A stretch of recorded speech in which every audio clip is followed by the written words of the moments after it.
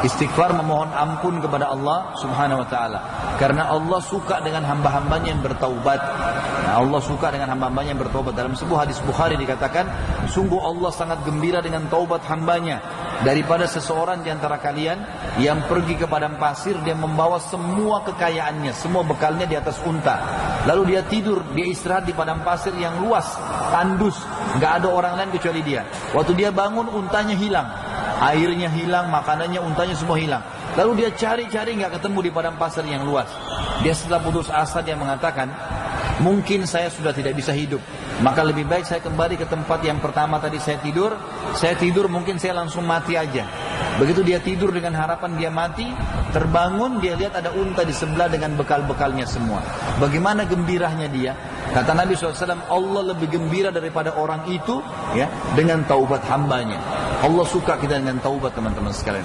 Memperbanyak istighfar, walaupun antum merasa tidak punya dosa, karena dosa banyak.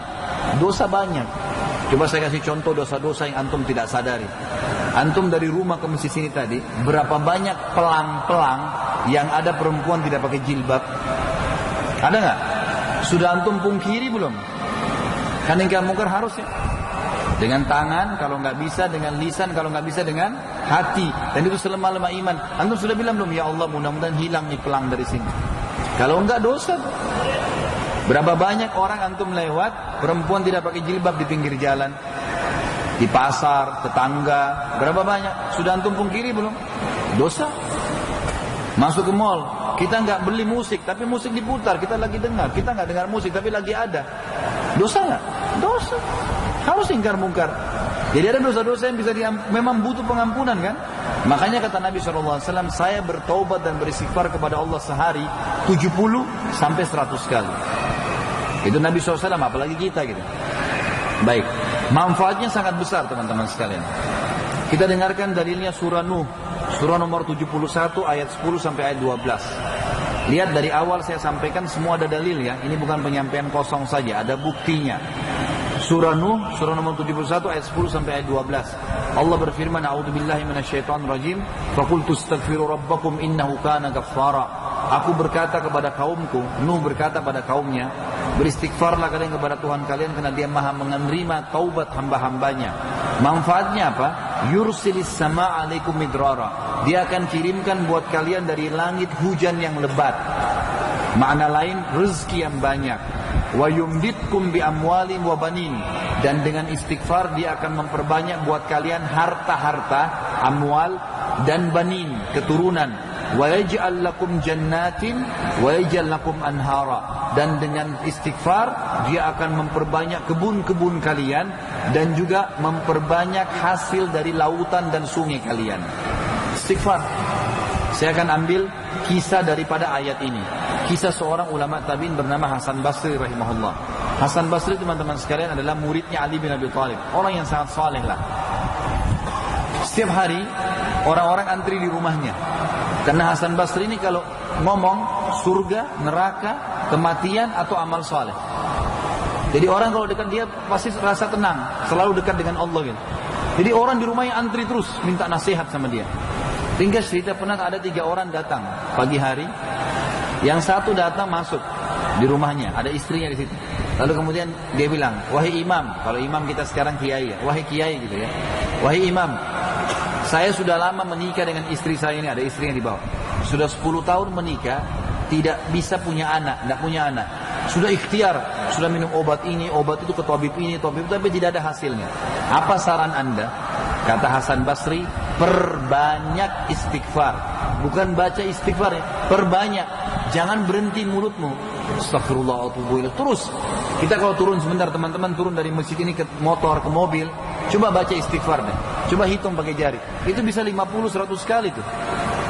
1 menit, 2 menit antum bisa pakai 100 kali tuh. Dengan cara astagfirullah wa atubu ilaih, astagfirullah wa atubu ilaih. Sederhana. Astagfirullah wa atubu ilaih. Itu udah banyak manfaatnya. Daripada antum di lampu merah lihat helmnya orang warna apa, mobilnya orang merek apa, baca istighfar. Untuk apa sibuk dengan itu? Gitu kan? Berbanyak istighfar teman-teman. Daripada ngomong kosong, gosip, nggak ada gunanya. Istighfar kepada Allah. Kata Hasan Basri, berbanyak istighfar. Pulanglah orang ini diamalin. Masuk orang kedua nih. Pasien kedua masuk.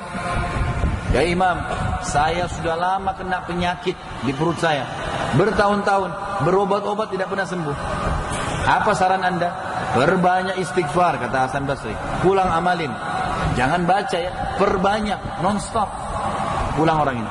Datang orang ketiga, masuk pasien ketiga lalu bertanya, wahai imam, saya sudah lama bekerja, banting tulang, tidak pernah kaya seperti orang itu. Ditunjuk orang kaya di kota itu. Saya mau kaya seperti dia, bagaimana caranya? Sudah ikhtiar, banyak waktu tiap hari kerja, angkat banting tulang segala. Kata Hasan Basri, perbanyak istighfar, pulang amalin. Waktu pulang tiga-tiganya, istrinya Hasan Basri tanya, wahai suamiku, tadi 3 orang itu datang, tanya masalah cara bagaimana. Mungkin Anda perlu bantu modal, mungkin Anda perlu tuntun ke tabib mana, mungkin bisa sembuh penyakitnya dan seterusnya. Kata Hasan Basri, wahai istriku, kau tidak dengar? Mereka sudah ikhtiar loh. Sekarang tinggal penghambatnya, penyumbatnya, itu dosa mereka. Tinggal itu, penyumbatnya harus diangkat. Dan tidak ada cara lain kecuali istighfar. Tidakkah kau dengar firman Allah tadi surah Nuh ayat 10 sampai ayat 11 ya? Ayat 12. Nuh berkata, fakultu astaghfiru rabbakum innahu kana ghaffara. Nuh berkata kepada kaumnya, kata Hasan Basri kepada istrinya. Nuh berkata, aku berkata pada umat kaumku, beristighfarlah kepada Tuhan kalian, sesungguhnya Tuhan kalian Maha Pengampun. Manfaatnya, yursilis sama alaikum midrara. Dia akan turunkan dari langit hujan yang lebat, wa yumditkum bi amwalin wa banin, dan akan memperbanyak buat kalian harta dan keturunan. Yang miskin jadi kaya, yang tidak punya keturunan akan diberikan. Wa yaj'al lakum anhara wa yaj'al lakum jannatin wa yaj'al lakum anhara. Dia akan jadikan buat kalian ya kebun-kebun yang lebat dan juga sungai-sungai yang bisa diambil manfaatnya. Kisah yang lain teman-teman sekalian, dan ini poin keempat, memang 1 sampai 4 agak panjang, sisanya saya akan ringkaskan ya. Saya akan angkat kisah di sini Imam Ahmad rahimahullah. Imam Ahmad ini orang saleh, salah satu dari imam madhab. Tadi kan kita sempat sebutkan kisah Abu Hanifah, ini kisah lain. Imam Ahmad ini di akhir hidup beliau, waktu sudah mulai berumur tua, tiba-tiba teman-teman sekalian, dia bilang ada sesuatu yang mendorong dia ingin mendatangi sebuah kota. Dia tidak tahu kenapa dia mau ke sana gitu. Hatinya pengen sekali. Pergilah dia ke sana, pas tiba di sana waktu maghrib. Dia tidak tahu mau buat apa teman-teman sekalian. Lalu dia masuk, lihat masjid maghrib azan, dia masuk, dia sholat. Zaman dulu orang tidak ada foto, nggak ada kayak kita sekarang bisa tahu, oh ini mukanya orang alim ini seperti ini, kiai ini seperti ini. Orang sekarang bisa tahu, dulu nggak bisa kan? Jadi dia sholat, orang nggak tahu siapa dia nih. Selesai sholat, dia duduk ngaji, azan isya, dia sholat lagi. Waktu selesai sholat ba'diyah, seperti biasa, masjid mau dikunci. Imam Ahmad pergi ke sudut masjid mau tidur, marbotnya datang. Hai Syekh. Syekh ini dalam bahasa Arab bisa 3 artinya. Bisa orang tua dipanggil Syekh, bisa orang kaya, bisa orang pintar. Jadi nggak selamanya Syekh itu orang pintar ya. Nah, di antum kalau dipanggil Syekh jangan antum bangga dulu. Maka dia bilang, hai Syekh, maksudnya orang tua. Ngapain di sini? Kata Imam Ahmad, saya musafir, nggak ada kerabat, nggak ada kenalan. Besok pagi saya pergi, saya mau nginap, nggak ada tempat tidur. Zaman dulu nggak ada penginapan. Saya mau istirahat, kata marbotnya nggak bisa. Ini masjid, keluar. Ini marbot nggak ngerti siapa dia. Kata Imam Ahmad, saya didorong-dorong dari masjid, dikunci masjidnya. Ini marbotnya istiqamah nih. Ya. Yang jelas Imam Ahmad bilang waktu orang itu pergi marbotnya, saya lihat ada teras masjid, saya baring di teras, kembali lagi marbotnya.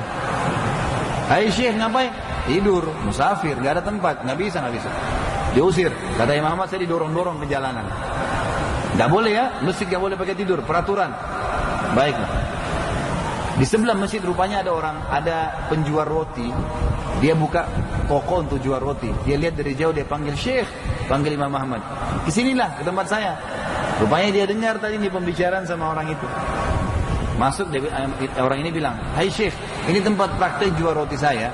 Di dalam ada kamar, boleh anda pakai tidur, silakan. Rumah saya dekat sini, saya tinggal pulang ke rumah. Imam Ahmad bilang, baik, jazakallah khair, semoga Allah balas anda kebaikan. Imam Ahmad bilang, dia ceritain tentang orang penjual roti ini. Orang ini luar biasa nih, ada satu perilaku yang dia lakukan. Dia bilang setiap dia pecahin telur, dia ambil tepung, ambil garam, buat adonan, selalu astagfirullah wa atubu ilaih, astagfirullah wa atubu ilaih.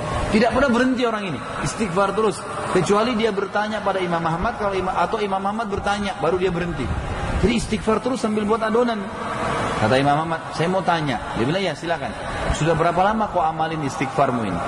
Kata orang itu sudah lama, dari saya masih bujangan, masih muda dulu. Ini orang sudah berumur. Orang ini sudah tua, Imam Ahmad juga sudah tua. Dalam beberapa yang menukil kisah ini mengatakan mereka berdua jenggotnya sudah putih semua. Sudah sangat tua mereka berdua. Ini dari saya masih bujangan dulu, saya masih muda. Kata Imam Ahmad, apa manfaat yang kau dapatkan dari istighfarmu? Kata orang itu, semua yang saya minta Allah kabulkan. Apa yang saya bilang, ya Allah, dikabulin. Tinggal ada satu yang belum. Kata Imam Ahmad, apa itu? Saya minta agar dipertemukan dengan Imam Ahmad. Ini Imam Ahmad. Kata Imam Ahmad, Allahu Akbar, Allah Maha Besar. Istighfar mula yang membuat saya datang ke kotamu ini. Saya nggak tahu kenapa saya datang sini. Istighfar mula yang membuat marbot masjid mendorong-dorong saya di jalanan. Istighfarmu yang mendorong saya datang ke kiosmu ini. Saya Ahmad bin Hambal gitu. Bayangin ulama besar Allah datangkan dari kotanya ke rumahnya dia karena istighfar ini. Manfaat istighfar sangat luar biasa. Jangan dianggap remeh. Dan istighfar dengan direnungi maknanya. Jangan kayak orang kumur-kumur. Ya. Astagfirullah, astagfirullah, astagfirullah, astagfirullah. Subhanallah, alhamdulillah. Ya akhi, zikir kepada Allah, ya ukhti. Subhanallah, satu. Subhanallah, subhanallah. Renungi maknanya. Astaghfirullah wa atubu ilaih. Allahu Akbar. Alhamdulillah. La hawla wa la quwata illa billah. Jelas kalimatnya. Baru Allah kasih.